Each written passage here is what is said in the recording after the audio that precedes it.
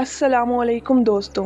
कभी आपने सोचा है कि अगर कोई ऐसी रात हो जिसने पूरी दुनिया को बदल कर रख दिया हो, वो रात जिसने अंधेरों को ख़त्म करके नूर को जन्म दिया हो, वो रात जिस पर फरिश्ते खुशियाँ मनाएं और आसमान के दरवाजे खुल जाएं, लेकिन वही रात ऐसी भी हो जिस पर शैतान चीख उठे, खौफ से लरज़ उठे।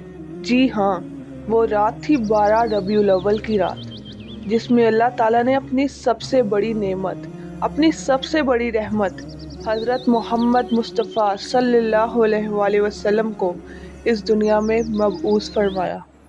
ये वो लम्हा था जिसने इंसानियत की तकदीर बदल दी और शैतान की ताकतों को हमेशा के लिए चैलेंज कर दिया। लेकिन दोस्तों, इस रात ऐसे ऐसे अजीबो गरीब वाक़यात रोनुमा हुए जिन्होंने पूरी दुनिया को हिला कर रख दिया।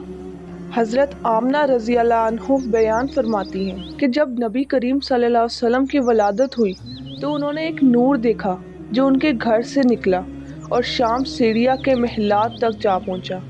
सोचिए, एक छोटे से कमरे से ऐसी रोशनी का निकलना जो मीलों दूर तक फैल जाए।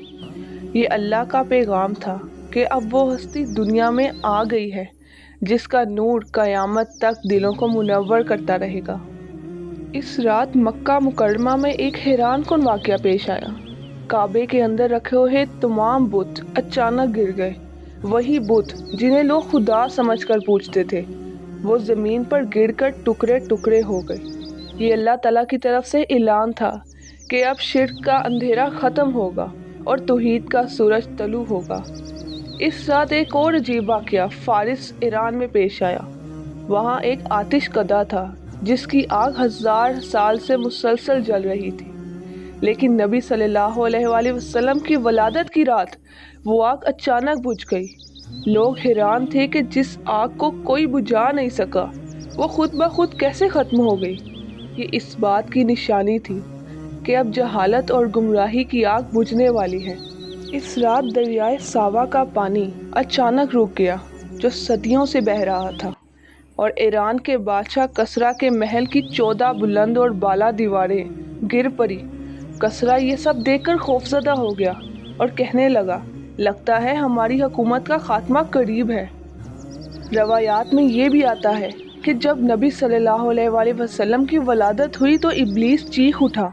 उसने अपने साथियों को जमा किया और कहा, आज वो हस्ती दुनिया में आ गई है जो मेरी हुकूमत को तबाह कर देगी।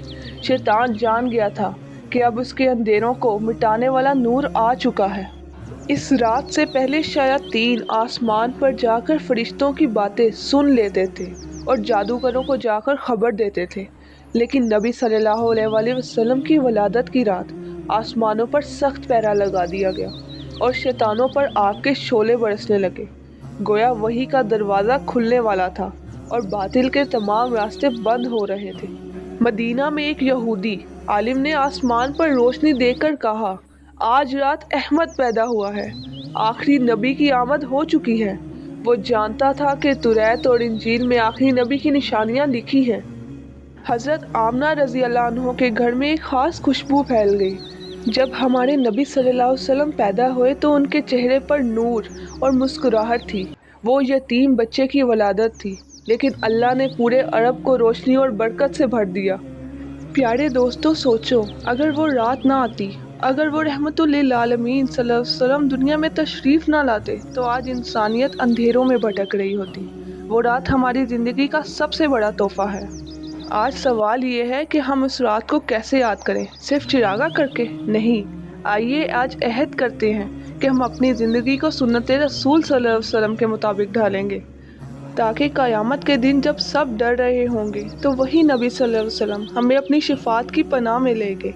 ऐ अल्लाह, हमें अपने महबूब सल्लल्लाहु अलैहि वसल्लम के सच्चे गुलामों में शामिल फरमा। आमीन।